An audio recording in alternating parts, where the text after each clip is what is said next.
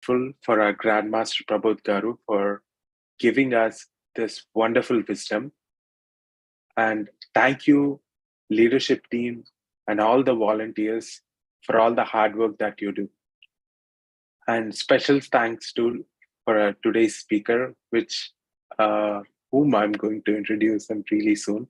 And thank you for all the attendees that are here today. Thank you, thank you, thank you. Masters, it is with great honor that I introduce to you our speaker for today's wisdom sharing session. She is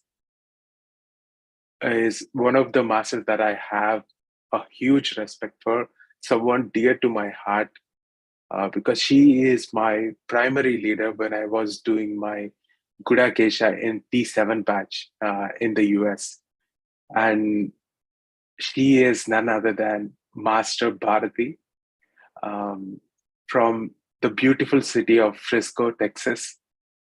Master Bharathi is a dedicated practitioner on the path of self-purification and spiritual growth.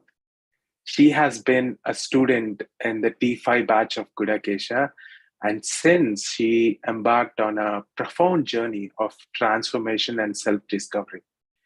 She volunteered as a primary leader for T7 Gudakesha, as I said, and she's one of the core members of the US team. And Master Bharathi's philosophy is rooted in the principle of living in the present moment.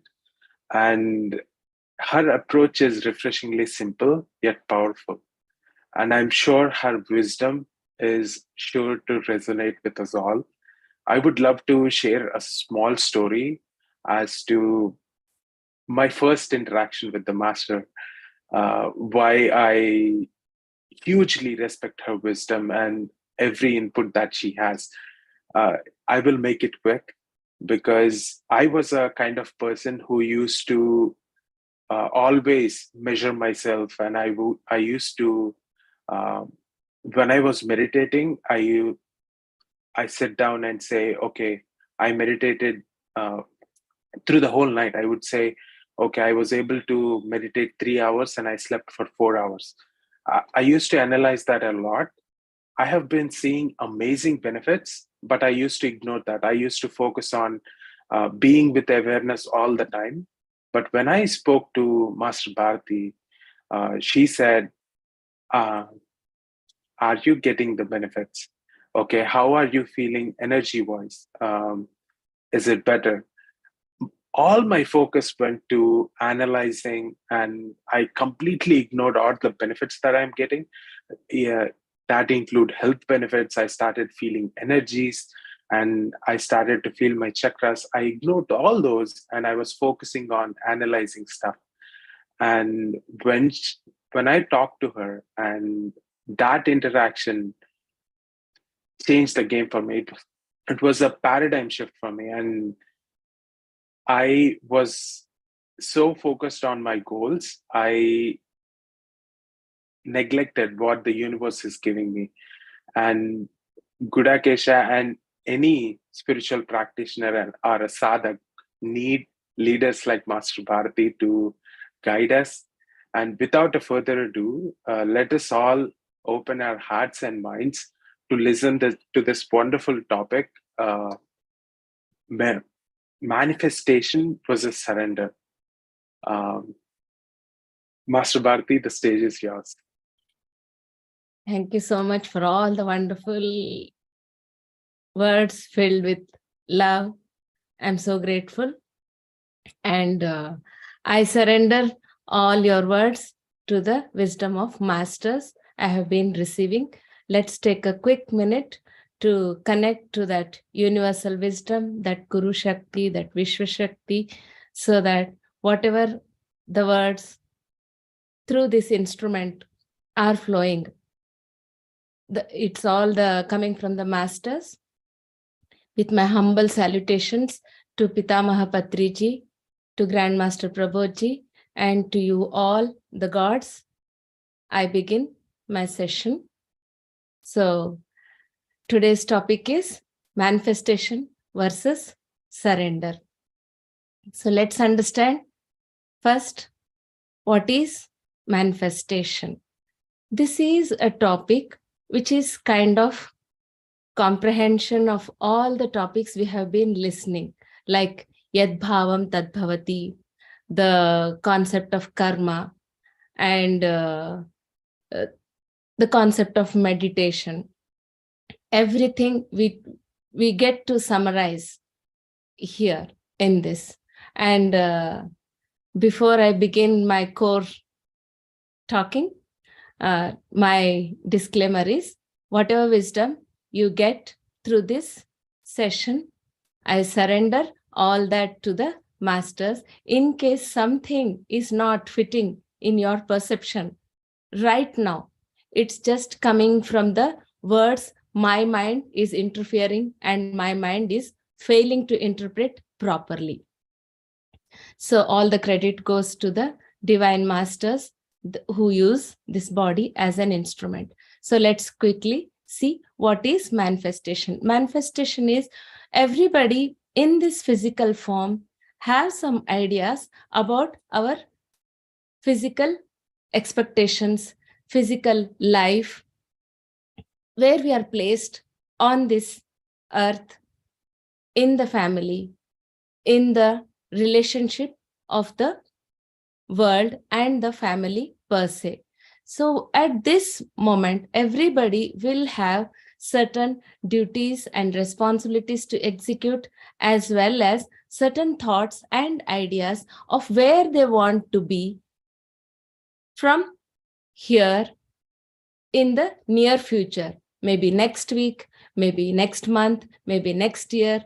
We have short-term goals, long-term goals, and everybody lives life in oriented towards that goal. So we cannot live without any goals. Goals inspire us. Goals inspire our thought process, our actions, and also our lifestyle. So it's very important to see what are these goals and how we are materializing the goals. That process of materialization and the day you experience that goals being fulfilled, that itself we can term in as manifestation. So here, when we say manifestation, like I can give a very simple example, like taking from you create your reality. Like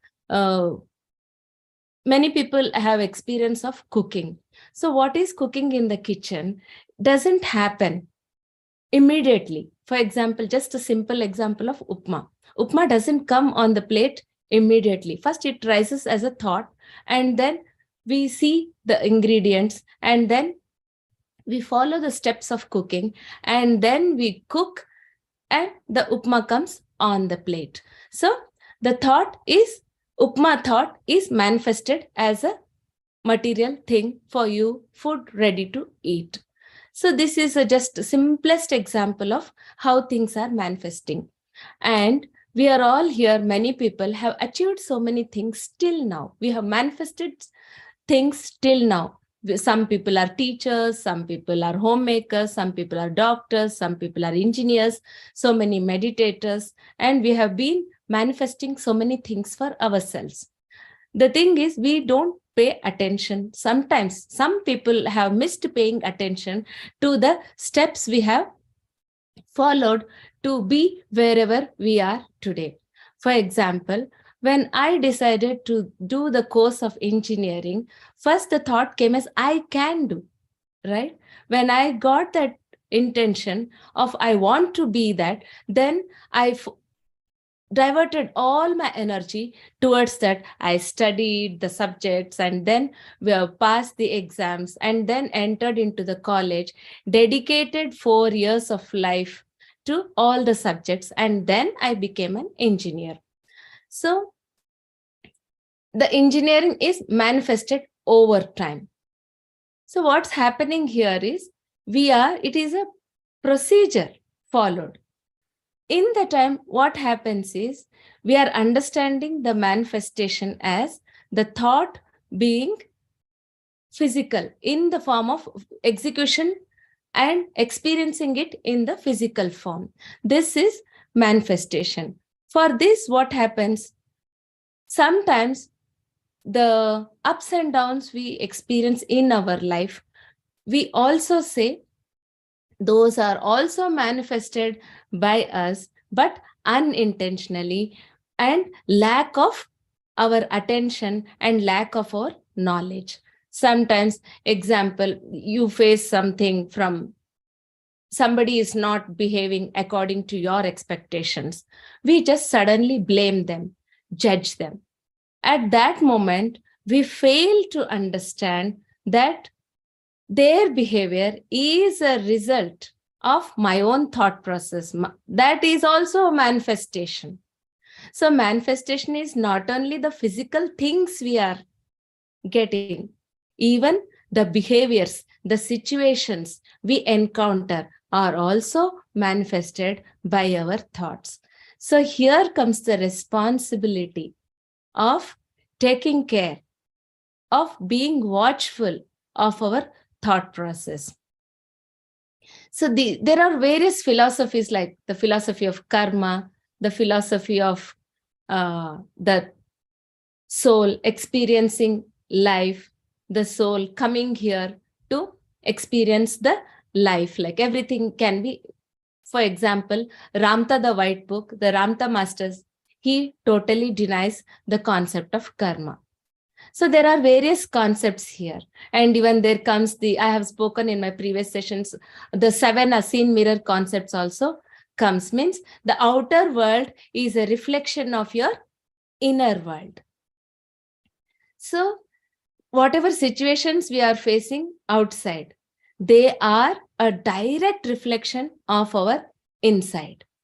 So we should be concentrating on those things also. So the manifestation are physical things as well as situations we encounter and the relationships we encounter, the people we encounter. So everything is based upon our innermost thoughts and emotions. So it's very important to take care of our thoughts.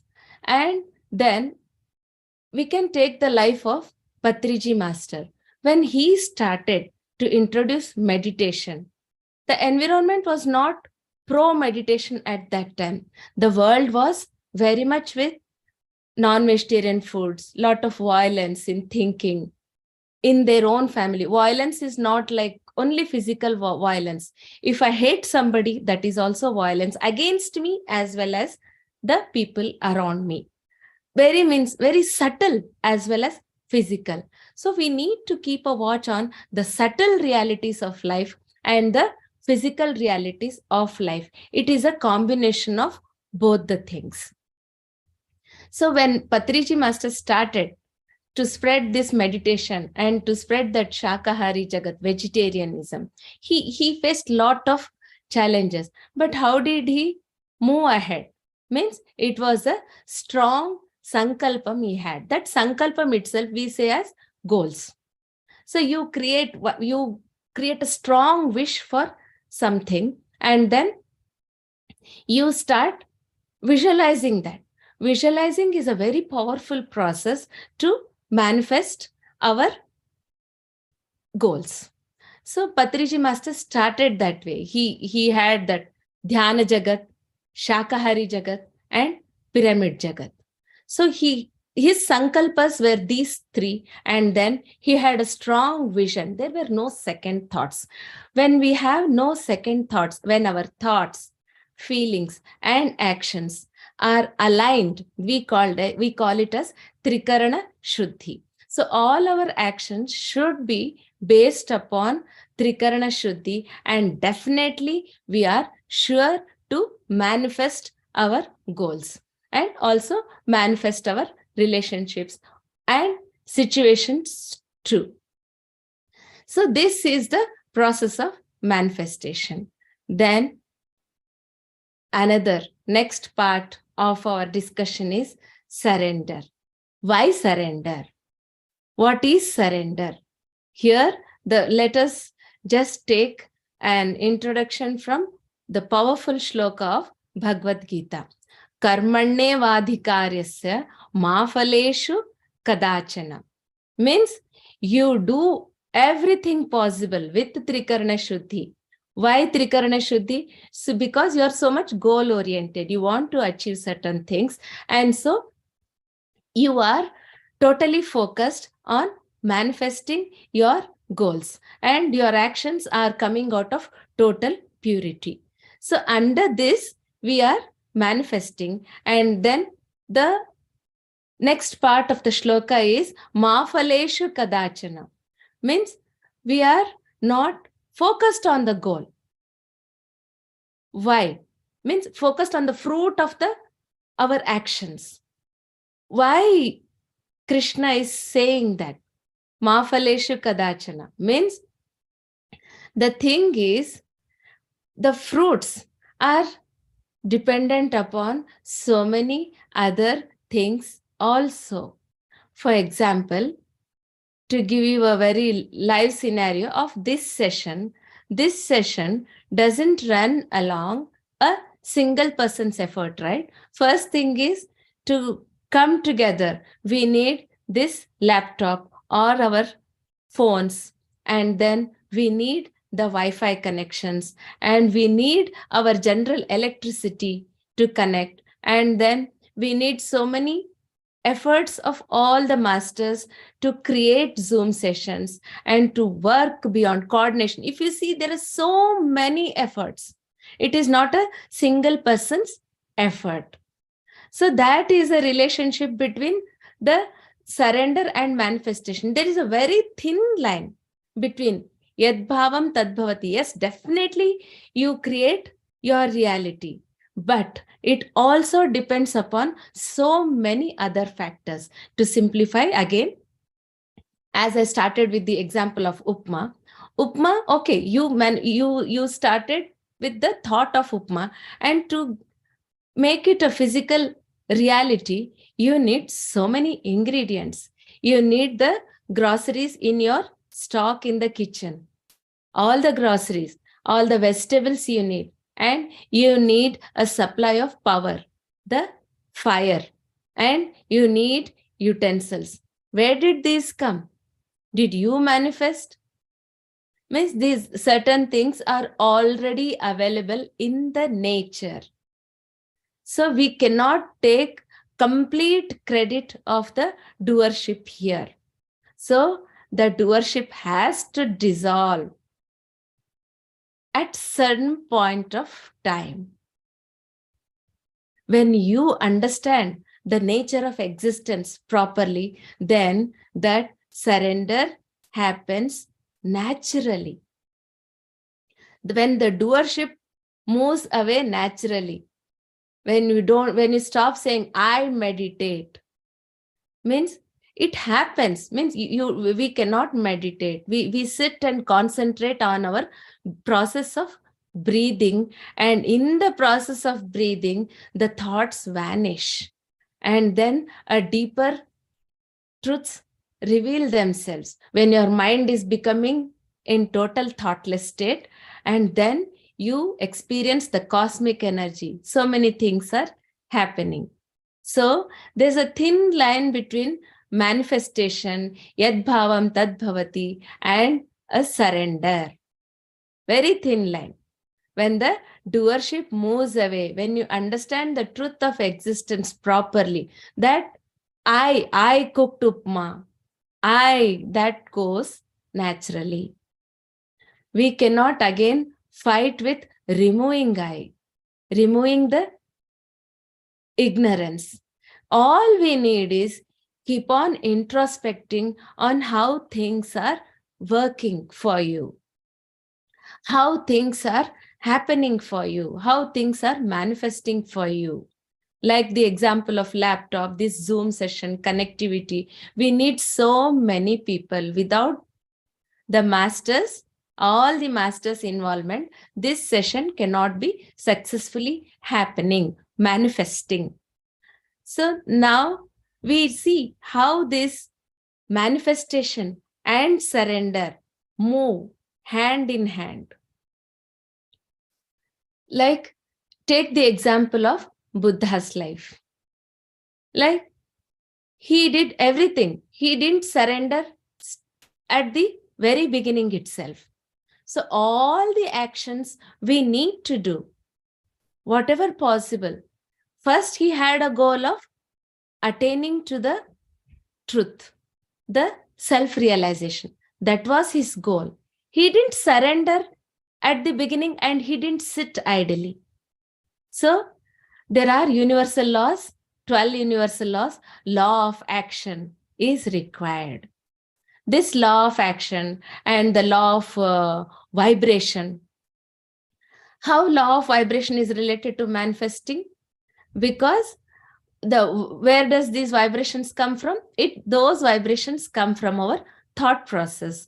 Thoughts have a vibration, energy, our emotions. Thoughts will create certain emotions. These emotions create the frequencies, and these frequencies will naturally manifest into attract the other forces of nature to manifest our goals. So there is law of vibration, there is law of action. As Buddha decided he wants to progress in the path of self-realization, he also worked towards it. He put all his energy into achieving whatever he aimed at. So he left the house. He started approaching so many gurus. Whatever the gurus he met, he completely gave himself to that guru and followed whatever they said. With the first guru, he did everything, but he wasn't satisfied. He didn't get the cause of suffering, the cause of the life itself. He didn't find that. So when he approached the gurus can easily answer people who are not following them. But for Buddha, the gurus couldn't tell anything. Then they told him that I have given you everything what I knew, and you did everything. And beyond this point, I don't know anything. The gurus themselves had to say that thing. So, and he moved on to the next guru. So even when he moved on to the next guru, there also he completely followed whatever the guru said. There also he couldn't find the cause of suffering and the cause of existence itself. Then what happened? He further moved on. He totally, even he tried to follow the concept of total self-starvation, everything. He did all the, most of that penance, everything he did. But in the end, he was not getting it. Then what happened is, in the end, he totally surrendered himself. He told that whatever I had to do, I did. I even starved myself to almost to the death. But that self-realization didn't happen. When he totally gave up that sense of doership, that I am meditating, I am doing this, then everywhere, then when he totally surrendered, then realization occurred to him. He became an enlightened being. So without that surrender, that enlightenment couldn't have happened to Buddha. And without that goal setting also, enlightenment cannot happen. So we need to have goals and we need to do all the actions. And then we also need the surrender. They go hand in hand. Also, to give more analogy of how it is happening. If we say, I do this, I am responsible for this, but where did I get this body from? I didn't sit and make this body. This body is a gift of nature and I am using this body. So I have to surrender. That means to the very process that this body itself doesn't belong to me. Anytime this body may be taken away by the nature itself. So what is that I we are talking about? So when you introspect properly, then that surrender will naturally occur. Many big events like Dhyana Mahachakra, can it happen with one single man's effort? It is the energy, the moment, the energy takes all the people into itself, and then the event happens through many people's effort. There are so many teams, there are so many divisions of effort, and then many things happen. Many a time I'll be wondering, whenever we watch a movie, after the movie, I sit there in front of the screen watching how many people's name comes.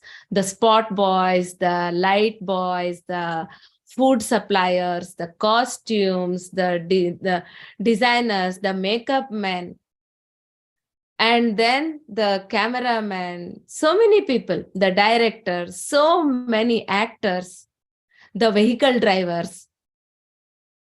You can imagine the effort that goes in just making of one simple movie. How many people's effort. So when you sit and introspect such things, then you see the moment of the energy, the whole universe, how it moves as a single organism. So this body itself, it is a conglomeration of 3.7 trillion cells. But when we talk as if I'm a single individual. I am made up of 3.7 trillion individual cells. Out of ignorance, I address myself as I. This body itself is functioning like a huge universe. You can see the multiple units, divisions in this body itself, right? There's a digestive system, there's a nervous system, there's an excretion system, there is a reproductive system. So many nervous system. All these are individually functioning, and then they are made up of so many trillions of cells. Example, when you eat the food, the stomach has to surrender. The action of the stomach is to digest the food, but it cannot perform its action by itself. For the actions to start from in the stomach, it has to receive food from the top. So once it receives the food, there the surrender is there. The stomach has to surrender to the sources to give him food to digest. And then it is digesting the food. The stomach also surrenders for the nervous system to supply the enzymes, to supply the very energy itself. It is the whole body is depending upon the respiration system for the supply of oxygen, for the supply of the blood circulation system. So you can see this body, which appears to be just a simple body itself, it is a whole universe, and the actions are so much minute and elaborate. They are surrendering, and they are also involved in their part in acting. So the action and surrender, they happen in very coordinated way, and they happen very parallelly. So we should see our own self also in life. It's not the way it is obvious. If you introspect, the role of energy, the role of consciousness involved in the moment of our life is indispensable. It is very much, no words can be enough to stress that importance of the role of consciousness for the functioning. The body itself is existing because of that energy itself. So this topic itself is a summary of so many things. The existence, the truth of existence itself, the law of karma itself. So it depends upon so many things. So with this, we need to see our manifestation and surrender moving parallelly. What happens is, Patriji Master says to live with zero expectations, zero judgment, and zero complaints, right? How can that happen? That will happen only when you see it is the responsibility of manifestation of our thoughts, as well as you surrender to the consciousness also. When I see that, for example, if I am encountering a situation, at that time, instead of blaming, complaining on that person, when I have that knowledge that this is a result of a combined effect of my own thought process, then I stop blaming that person. And then I stop expecting from that person and take complete responsibility of my own actions and how to resolve this situation right now in this moment. So this way we can use this concept of manifestation and surrender to live a blissful life. When does this bliss happen? When I'm totally in the understanding, when I'm totally flowing with the life. I'm also acting on my goal of bliss as well as the surrender process also. I'm acting as well as surrendering to that unknown actions I did unknowingly before entering into the knowledge, before being enlightened about the process of life itself.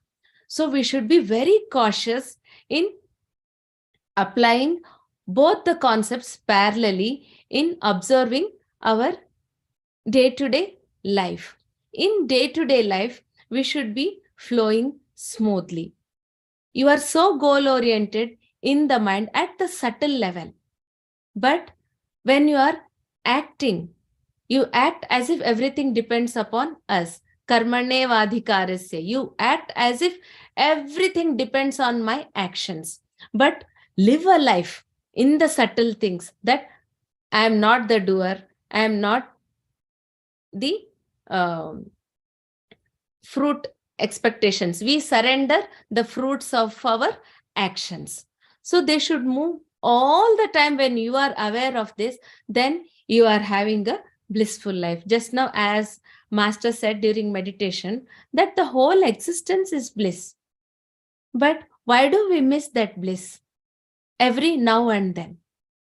Because we fall into the ignorance. That is when we miss that bliss of existence itself. Well, if you can exist in the bliss, in your open, means not only during meditation obviously we will experience the cosmic energy and we are in bliss. Once you enter into the family situation, into the office situation, at that time, if you can maintain that bliss, then your life is flowing in a very smooth way and you are recreating the bliss. You are recreating the same cosmic energy also in your family situation as well as in your office situation and in your daily life situations. When you are existing like that, when you are aligned with natural, whatever, when you surrender, you accept whatever is coming to you. Yes, you did everything to manifest your goals. But now in this moment, whatever is coming to you, somebody criticizes you and sometimes your project fails, it has so many errors in it. Then when you can accept, you are not stressed, then you are in this awareness. Awareness of manifestation, surrender, the bliss of existence, the role of consciousness in your life. When all these are happening parallelly, then you are no more stressed. You can handle, you get more energy to deal with the situations. Supposing suddenly this Zoom session fails, if I get stressed out, then my whole purpose and my knowledge is like it drained away. So we should accept in this moment, yes, this is what it is. This is supposed to happen this way. Because there is a third party thing working also, right? Not only my actions. There are third party things. Like it depends upon the supply of energy, supply of other people's situations. So we are parallelly, everything is working for us. So when you understand properly this, the whole process of manifestation and surrender, then the universal acceptance comes, and then you accept whatever is happening in this moment. As soon as you accept, you get lot of energy within yourself to deal with the situation. There is so much of positivity. You get in touch with people, and when you are calm and composed, then that your bliss and enlightenment is maintained.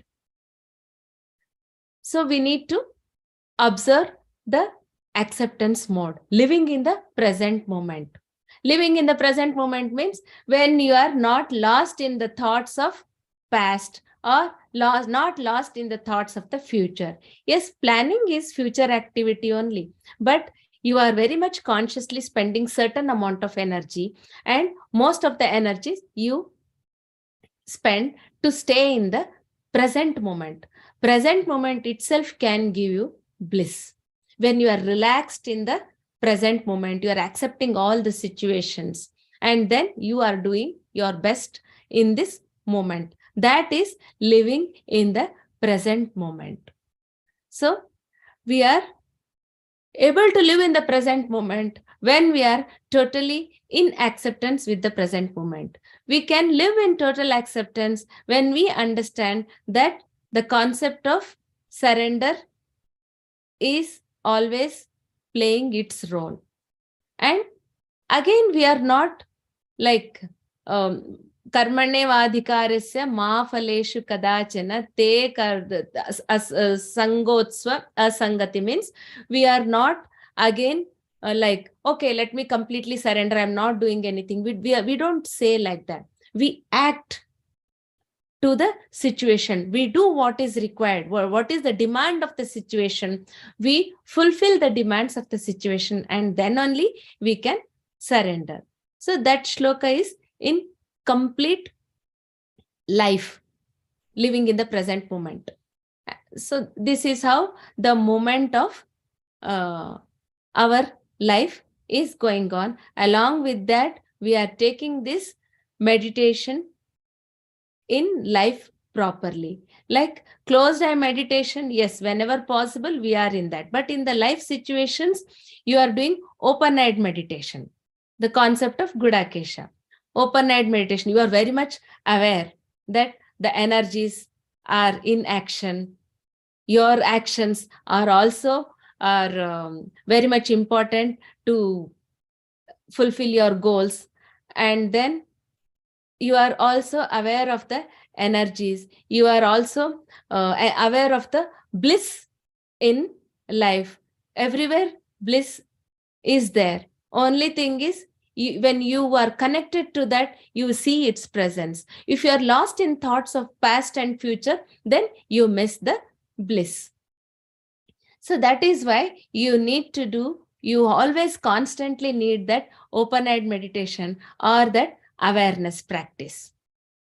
So in this way, you can take the help of the concept of Gudakesha to implement bliss in your life. Bliss can happen only when manifestation and surrender move in parallel. Means you live a life of zero expectations, zero complaints, and zero judgments. Zero judgments means, again, that's what like subtle truth and the physical truth happens. When you're driving, if there is a red signal, without judging, do you drive?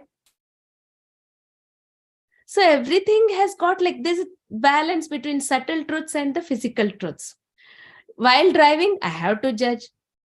And while putting salt to my cooking, I have to judge. Too much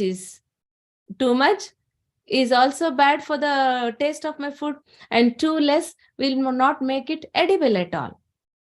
So we have to judge. In the physical world, judgment will happen. Zero judgment is at the level of thoughts, and when you are dealing with subtle like we get confused, like if somebody is not listening to me, we get annoyed by them, we get judgment, we are judging the people, right? So you, at the level of relationships, you don't judge. But for achieving the physical truths of life, like cooking, like in the office, to discharging your projects and all, their judgment is required. But when you are living that bliss is a subtle entity. For bliss, for to be a truth for you, you have to be in the zero judgment state. So you need to see the subtle realities of life and the physical realities of your life. The subtle truths and the physical truths go parallelly. Even now, physically, I'm talking. The subtle truth is the supply of thoughts. So they are happening parallelly. Even in the office, you need the energy. The physical is you are programming. And the subtle truth is you are relaxed and you are totally accepting. You are in the present moment. That will supply you energy. Energy supplier is our subtle truths. And our goal manifestation, that is happening through our actions. So this way, these things are moving in parallel. So take this introspection properly, and you introspect your subtle truths. What are the subtle truths? What are the physical truths for yourself? And usually subtle truths are universal. Physical truths are different for everybody. What are the subtle truths? Peace, bliss, oneness, unconditional love. These are same for everybody. So usually the subtle truths, the consciousness, this is everything true for everybody. We all use the same subtle truths. We also same panchabhutas make this body. So the subtle truths are same, but whereas physical truths are different. We look different. We are placed in different situations. We are expected different actions to be fulfilled by our situations. Our physical situations are different. So we differ physically, but at the subtle, we are all one and the same. So with this, I think I have covered most of the points. Like, I will leave this session open for few questions. Yes, Master.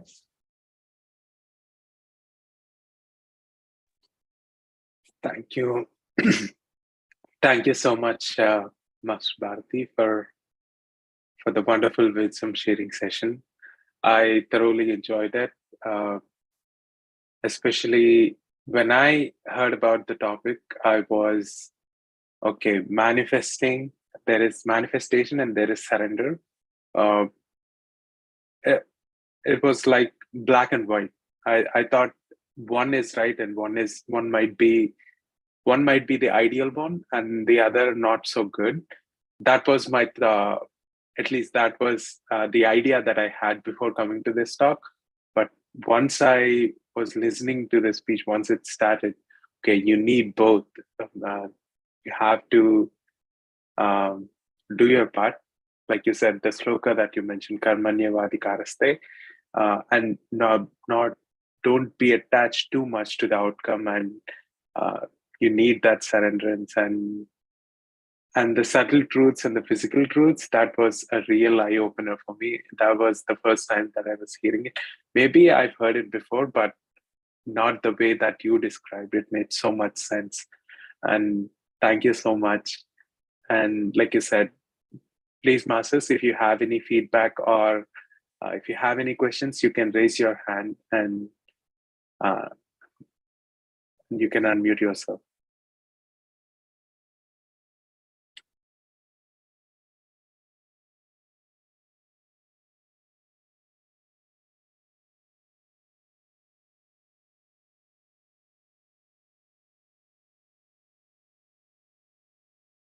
Yes, Master. My soul namaskars to all. Ma'am, it was a very wonderful sharing from you. It's a vast subject, but you told it in a very simpler way. And it was very nice to hear from you once again. And I was feeling is it so simple? But it's not so simple as heard. Yeah, manifestation and surrender. Yeah, ma'am, surrender, like we manifest things, but then again, karma works there, no? Which gets like our karma works or our manifestation works there? Both are working. Both are working. Actually, Ramta, he doesn't believe in the karma concept itself. He totally disposes the karma concept. Why? Why we have come to experience this earth is, it is Leela, as Master Prabodh says, right?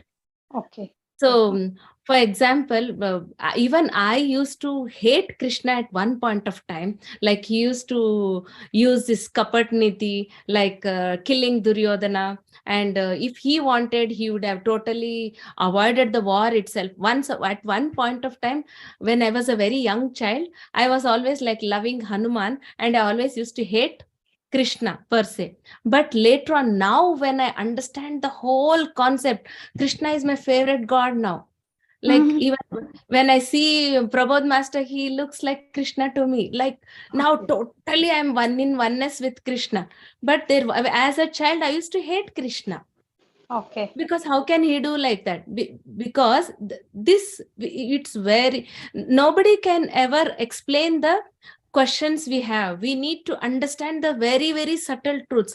This life has got like soul planning and everything is there, right? We want to experience. See, some people come on this earth to experience cancer also, because they want to enjoy that Royal Manipal Hospital facility. Okay. And they want to undergo that surgery.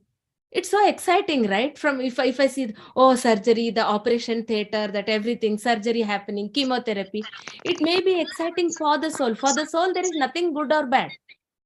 Okay. So we say that, for example, for an enlightened master, there is nothing good and bad. Ramana Maharshi himself underwent through that some cancer, and even Ramakrishna Paramahamsa also went through some cancer, right? Because for the soul level, there is nothing good or bad there. Only at the mind level, we say, oh, this is not the good, right? And there is also that when in 12 laws of universe, the law of that proximity and the law of duality, like this life is a coin with birth and death. You cannot be celebrating birth and be lamenting death. You have to celebrate both. That is enlightenment. Okay. If you are still lamenting death, then we are never enlightened. Okay.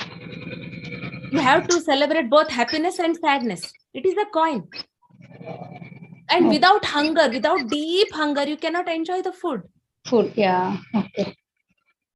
So they both are functioning very parallelly. So we need to, the physical life is filled with duality only. Enlightened stage is only beyond dualities. In physicality, we can never go beyond dualities. Only at the subtle level, we are beyond the likes, dislikes. There is nothing wrong. And even David Hawkins mentions that for a consciousness, the rapist and the Buddha are the same. How can it be? Oh, okay. So I have mentioned this in the You Create Your Reality Levels of Consciousness session. When I read that book, it was an eye-opener for me. And then I understood, if I am an enlightened master, all the audience in front of me are Krishnas. I cannot discriminate between you. That is the enlightenment. Okay. If Krishna is there in front of me, I cannot discriminate him and you.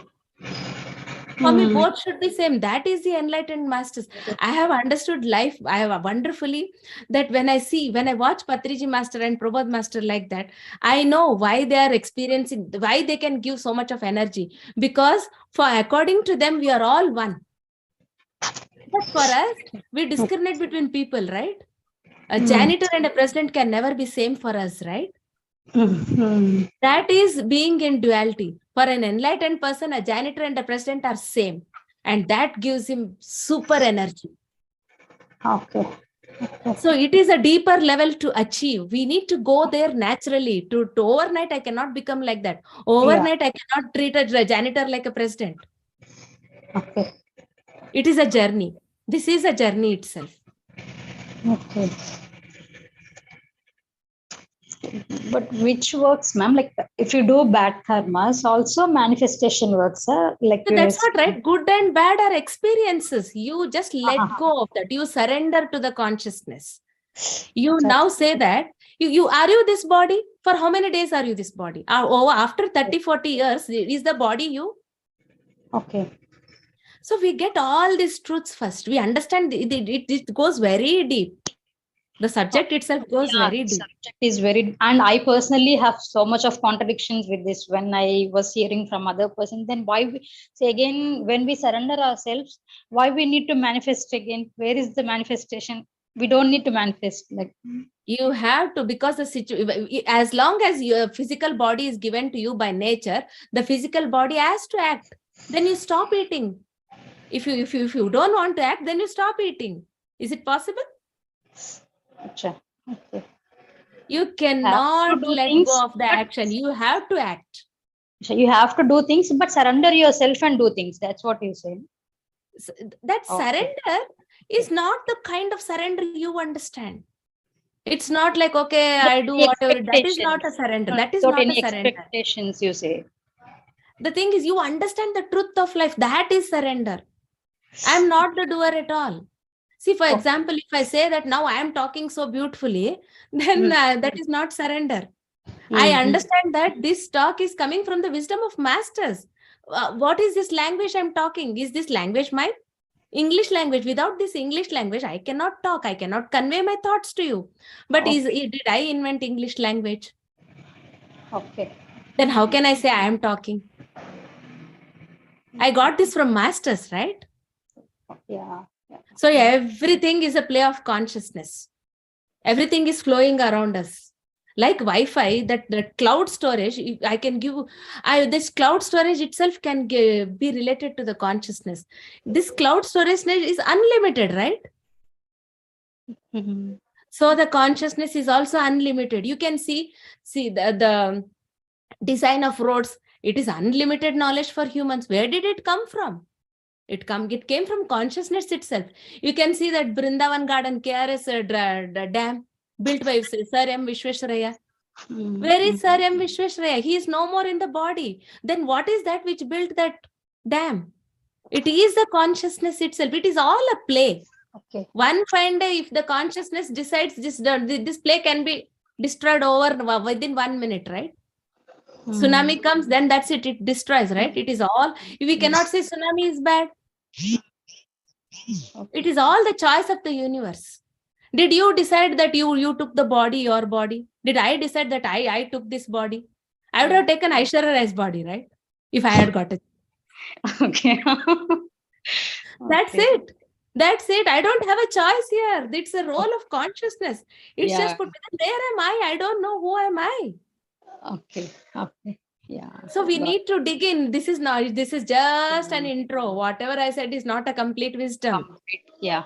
Okay. Yeah. But it gave a very clear picture, ma'am. But it is just a roadmap. Even Buddha also says that his concentration on the breath is a roadmap. From there, you need to travel. You need to merge in that oneness. Okay. This is just an intro. Yeah, but thank you, madam. It's very clear. Thank you so much. Usually, I personally have so much of contradiction, and I was thinking how madam is saying it so simple, how she's saying like that. But now, from your answer, it is very clear to me. I was there at one time. I told you, right? I used to hate Krishna, and now I am Krishna. Every cell to cell is my Krishna. Like I was remembering the time when I was communicating with you for the first season. No, you gave so much of time and you used to share so much of knowledge. Yeah, I can see totally a different person in you now. We keep refining every day. Yeah, definitely. And again tomorrow, the next moment I am not there.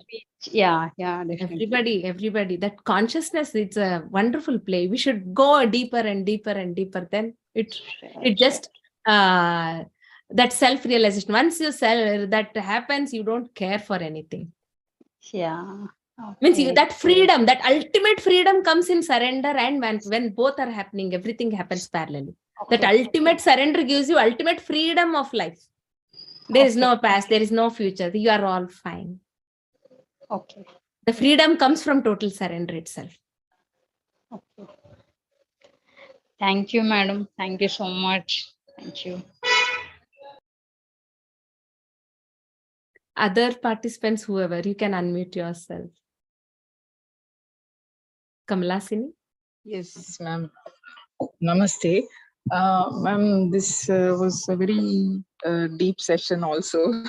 So my question is, if we so lot of thoughts. So coming back to the example of the Upma, what would be surrender there, and what is manifestation there? Okay, manifestation is you started thinking that I will prepare upma. So you enter into the groceries and take all the ingredients. And then in the end, if you feel I did upma, can you do upma without upma rava?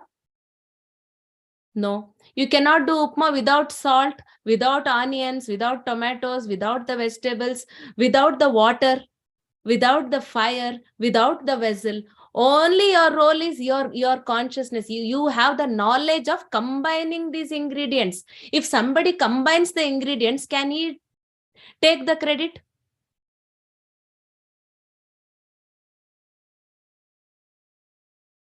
Yeah, I'm not able to hear you. So nobody can take credit here. Kamalasini needs to unmute. Yeah. So we cannot take I cannot take the credit that I prepared upma. Yes, ma'am. True. Am I clear? Am I clear? Yes, ma'am. But here, Without fire, you cannot cook upma, right? Where did this fire come? Did you create fire? Did you create water? Without water, can we prepare upma? Upma rava who gave? Here in the subtle thoughts that you want us, I mean, that we have to bring our attention to, and what is coming in reality, the final upma. What is the shift there? I mean, how That's do we... what you are. You should understand that I am the role here. This body is an instrument.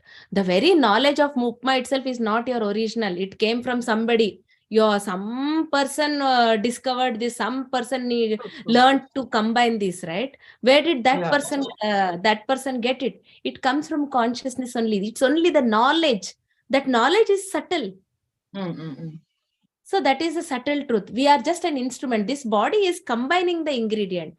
It is responsible for combining the. Only you can say that I combined the ingredients. I cooked upma.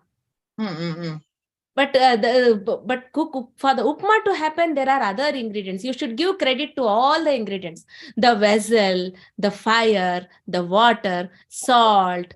Each and every ingredient, cumin seeds, mustard seeds, the curry leaves, the coriander, every individual thing you need to give credit. Then you can so out of 15 ingredients, one credit is yours. That's it. You can take one. I really like the example of that 37 trillion cells. 3.7 trillion. 3.7 trillion. They are all working for us. Yeah. Seema. Okay. Yeah. You can unmute. Yes, ma'am. Good morning, ma'am. Very wonderful session. Enjoyed it a lot and want to implement everything into my life also. And in the example of Upma, like I want to clarify a thing. Now you just now told that manifestation and this is different. So now we are not having Upma. We are not having that Rava itself. So we have to first manifest. So it's not available at present. But while we manifest, it will get ready at some point of the time, no? If we manifest now, that is, I'm not having Rava. You are not manifesting, you are thinking upma and then you act. You go to the shop and get the Rava. Acting, actions, you need to take actions. Okay. Manifestation means the things will not happen by itself. You need to act. Law of action is in action. Yeah, law of action is in action there. If you study the 12 laws of universe, law of action is one of the law. Okay, so physically we have to go and get to manifest the thing what we have thought. That's it. That way. Okay, ma'am. Thank you.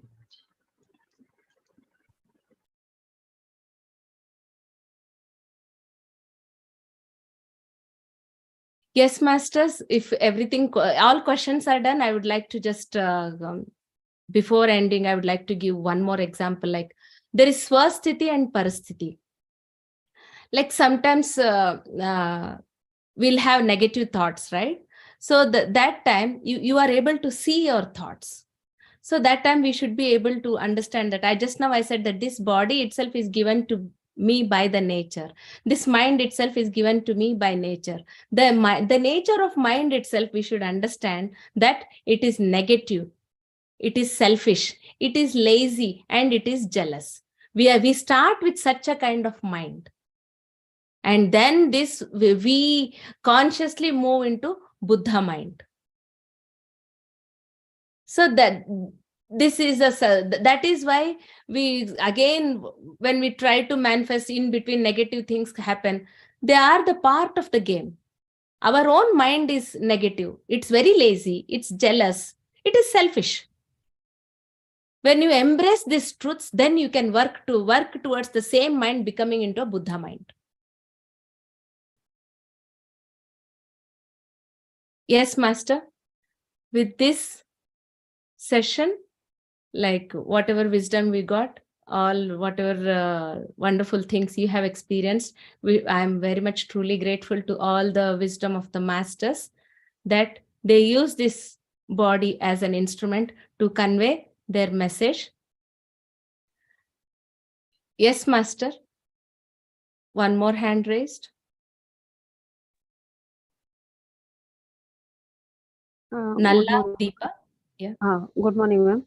I am in తెలుగులో మాట్లాడతాను. మీరు last గా అన్నది బుద్ధుడి mind అదే ఎట్లా, అది last చెప్పింది మళ్ళీ చెప్పండి ఒకసారి. ఓకే, అంటే the very mind we have is lazy, right? Many times it doesn't want to meditate. It needs effort. It is not a natural meditator. Okay. And even for a child, if you see the children fight over toys, right? Nobody needs to teach them to fight over toys. Survival instinct, right? I want. So the mind comes with survival instincts. But if you see a Buddha mind, it is not in the survival mode. It is in the unconditional love. It is in the oneness love, that, right? The same mind, we need to train it to become that way. Nobody is a natural that because we evolve from animal, we do have survival instincts in us. From there we evolve. That is again another topic, this evolution of soul. Like everybody is Shaishavatma, Balatma, and then it progresses towards the Anantatma, Atitatma. Okay. అంటే మనం train చేయాలి brain ని. And the very best method of training is breath observation, and then it will naturally calm down and it will naturally move beyond survival. Okay, ma'am. Thank you. Everybody, even I was very negative. I was very jealous. I was very selfish. But we train. I'm in the process of training. Yes, Master. Permit me to add, madam. The mind works on the principle of pleasure and unpleasure. For a start, we have a pleasure-seeking attitude. So the mind will go what gives it a good feeling. But at certain time of its evolution, you go for things which are beyond pleasure and you become little investigative. That is how your entry to the wisdom starts. Now, your pleasure is to explore. The focus of pleasure changes from mere feelings to exploration, investigative wisdom. There you will enter meditation. There you will enter the states of mind. And what I have gathered from your talk is now, this all exercise is now to create a mind state. Right? When you have achieved the mind state, then you are unaffected with the waves of pleasure and unpleasure. Simply give you an example. As when you are sitting and your small child comes and hits you with a small paper ball, it doesn't raise any anger into you, right? Because you are aware of the consequences that this is not going to hurt you. The child is innocent. So you are quickly calculated and you do not react. But supposing a snake comes in front of you, you will jump, knowing the consequences of that event. Now, if a Jnani is sitting and doesn't move when the even snake comes in front of him, he achieved the state of non-reaction. For him, the snake and the child have the same meaning, right? So when we stop reacting towards the worldly aberrations, that is the time when you will not react and your mind state will be stable. That is when the surrender has been achieved, right? Yes, you use that wonderful word as achieved, because we cannot force ourselves to stop reaction. It will happen as a result of some things. That is realization. Self-realization will naturally make us that way. We cannot achieving the mind state. The reaction will cease with that achieving the mind state. You do not react to the pranks of a small child because you have achieved that mind state, no harm.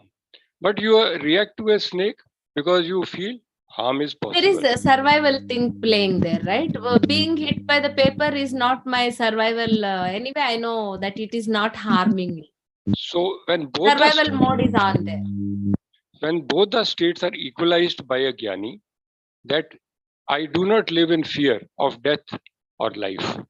That is the state we are aiming at all times, where we will fail whenever our fear will emerge, and we will remain successful when fear is not evoked. So it is eventually getting out of the fear of life and survival. That's what that means. I was also in that state at once upon a time. Later on, when the self-realization happens, you don't even you move beyond achievement totally, because I got nothing to do with anything. Like moving beyond, there is no effort. Like Ramana Maharshi in the end says, nothing to do, nowhere to go. That subtle reality will happen to us when you completely means you feel that you get that into that deeper that can happen through only self-realization only. It cannot, no amount of YouTube watching, no amount of book reading, no amount of the doing. As long as doership is there, I am there, then that cannot be achieved. That I moves away totally. There is no I yet. That will go. That state is called as natural state of existence. It will happen in the process. Yes, of course.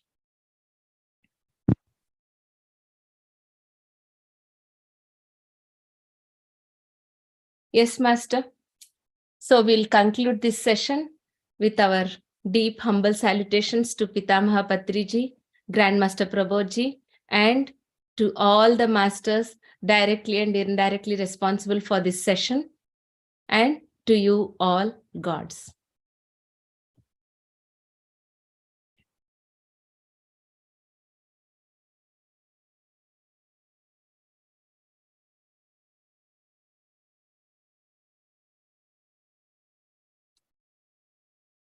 Thank you so much, Bharathi Master.